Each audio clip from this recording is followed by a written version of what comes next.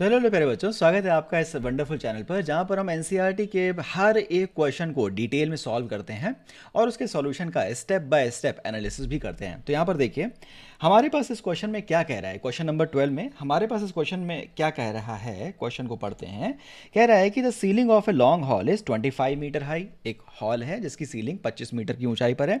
What is the maximum horizontal distance that a ball can be thrown with the speed of 40 metre per second. तो maximum horizontal distance कितनी हो सकती है जबकि ball को 40 metre per second पे फेंका गया है।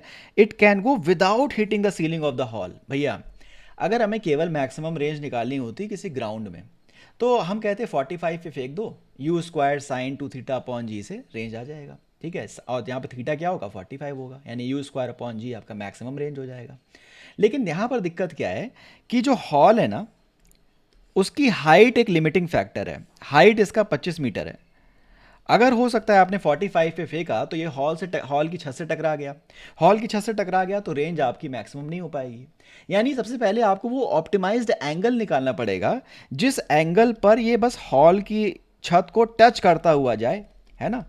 क्योंकि एक बार आपको वो एंगल पता चल गया तो आपको ये पता चल जाएगा कि हम कितनी दूर मैक्सिमम फेंक सकते हैं। ठीक है, क्योंकि यहाँ पर जो एंगल है हॉल की हाइट से लिमिट हो जाएगा, या सुनो।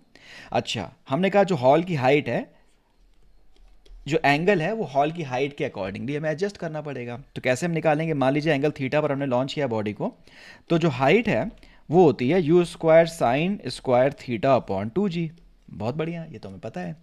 इस सिचुएशन में जो हाइट हो सकती है वो 25 मीटर हो सकती है। ठीक है, इससे ज़्यादा प्रोजेक्टाइल की हाइट नहीं होनी चाहिए, वरना वो छत से टकरा जाएगा और बॉडी आगे जाएगी ही नहीं। ठीक है, तो हमने कहा यू स्क्वायर कितना है भाई, यू स्क्वायर है 40 का square sine square theta upon 2g।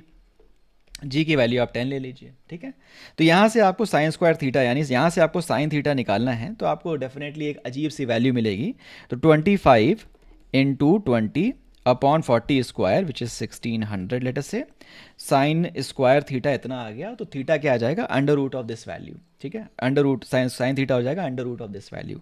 उसको आप सॉल्व करेंगे तो साइन थीटा हो जाएगा, देखिए इसको, ये हो जाएगा 25 इंटू ये, तो ये 500 बटे 1600, ये कैंसिल आउट हो जाएगा और साइन थीटा हो जाएगा अंडर रूट 5/16। तो इसको आप सॉल्व करेंगे, थीटा की वैल्यू आएगी, कैलकुलेटर का यूज़ करना पड़ेगा आपको यहाँ पर।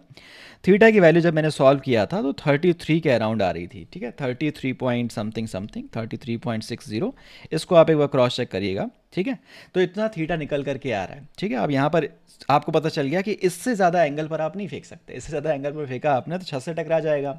45 का तो सीन ही नहीं बन रहा है यहाँ पर। हमने कहा बात समझ में आ रही है।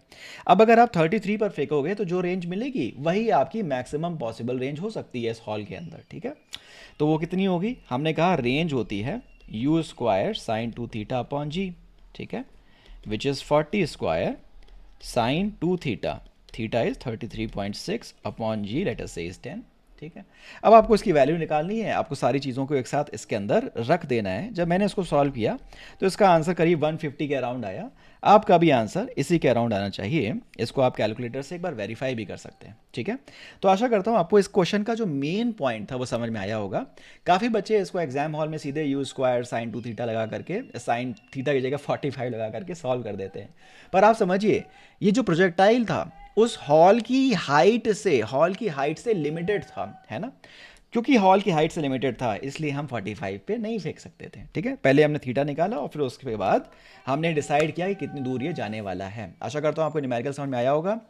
अब हम मूव करेंगे क्वेश्चन नंबर 13 पर, और अगर आपने अभी तक इस चैनल को सब्सक्राइब नहीं किया है तो आप डेफिनेटली इसको सब्सक्राइब कर सकते हैं। चलिए।